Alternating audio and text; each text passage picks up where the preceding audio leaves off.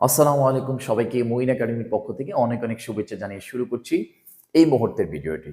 এই মুহূর্তে আমি আলোচনা করব ডাব্লিউএস কোশ্চেন নিয়ে। তোমরা জানো যে তোমরা যখন স্পোকেন ইংলিশে কথা বলতে চাও তখন ডাব্লিউএস কোশ্চেন খুবই গুরুত্বপূর্ণ। তবে আমি স্পেসিফিক একাডেমিক ইংরেজি নিয়ে কথা বলছি। তোমরা যারা অনার্স দ্বিতীয় বর্ষ এবং ডিগ্রি তৃতীয় বর্ষ পড়াশোনা করছো তোমাদের জন্য এই ভিডিওটি। আমি দেখাতে চাই আমাদের ক্লাস এবং বই থেকে কত পার্সেন্ট কোন কোন এক্সাম্পলগুলো পরীক্ষায় এসেছে 2025 সালে অনার্স দ্বিতীয় বর্ষের অনুষ্ঠিত যে পরীক্ষাটি হয়েছে। সো আমি সরাসরি আলোচনা চলে যাই। ফার্স্ট কোশ্চেন একটু খেয়াল করে দেখো। ডাব্লিউএস কোশ্চেন কি বলেছে দেখো। বলছে Rafsan will go there by train. এই যে দেয়ার একটা শব্দ, বাই ট্রেন এবং রাফসান, ইচ্ছা করলে এটাকে তিন ভাবে ডাব্লিউএস কোশ্চেন করা যায়। এই রাফসান যেহেতু প্রপার নাউন, রাফসানের পরিবর্তে আমরা হু দিয়ে প্রশ্ন করতে পারি। আর যেহেতু দেয়ার দেয়ার একটা স্থানকে ইন্ডিকেট করছে, তাহলে আমরা হোয়ার ব্যবহার করতে পারি। আর বাই ট্রেন যেহেতু আমরা হাউ দিয়ে ব্যবহার করতে পারি। তাহলে পরীক্ষাতে আমরা তিনটা লিখবো না, পরীক্ষা যে কোনো একটা লিখবো।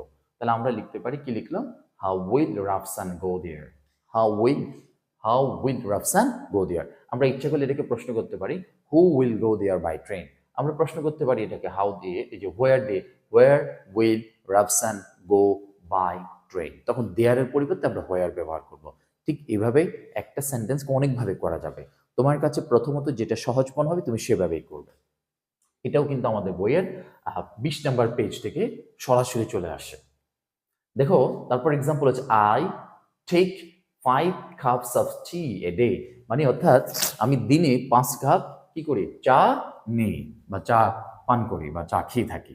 তাহলে দেখো এটাকে আমরা কি করতে পারি, এই যে 5 কাপস কাউন্টেবল নাউন।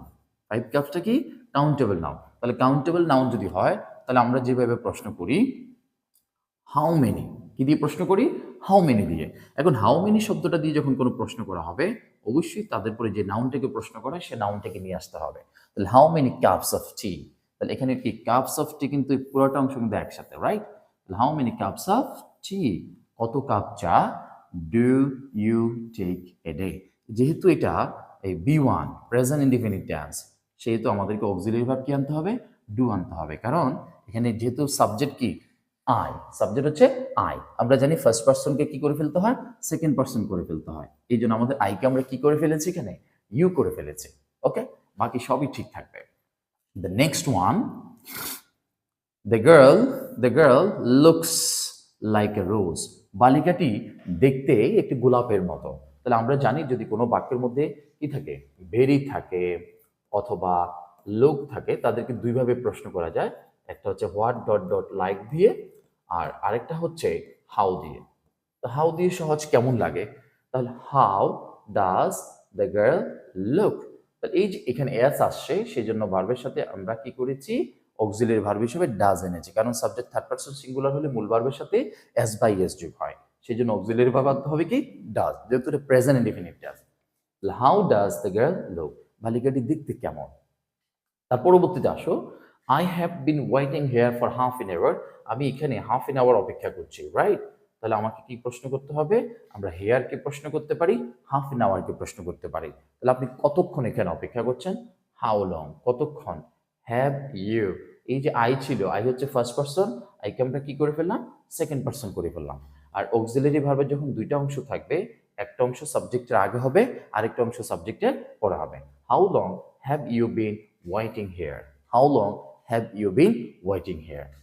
তারপরে দেখো, Barishal is famous for rivers. আমরা জানি ফর শব্দটা যদি থাকে, সিন্স, অ্যাজ ইফ, অ্যাজ ধো, তারপর হচ্ছে since, for, because of, infinitive, এই অংশগুলো দ্বারা মূলত বেসিকলি কারণ বোঝায়।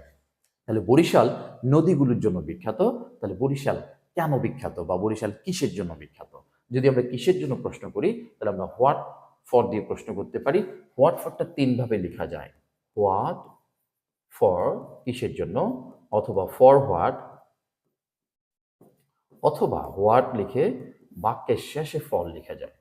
ঠিক আছে, তাহলে what is Barishal famous for, অথবা what for is Barishal famous, অথবা for what is Barishal famous, অথবা হোয়াই ইজ বরিশাল ফেমাস। তিনভাবে কিন্তু আমরা লিখতে পারি। নেক্সট এক্সাম্পলগুলো দেখো, এই সবগুলো আমাদের বই থেকে আসছে। যে বইয়ের নাম্বারগুলো আমি পিছিয়ে দিয়ে দিয়েছি তোমাদের বোঝার সুবিধার্থে। তোমাদের যাদের কাছে আমাদের বই আছে তোমরা খুব চমৎকারভাবে কিন্তু এগুলো বুঝতে পারবে। I am glad to see you, আমি তোমাকে দেখে আনন্দিত।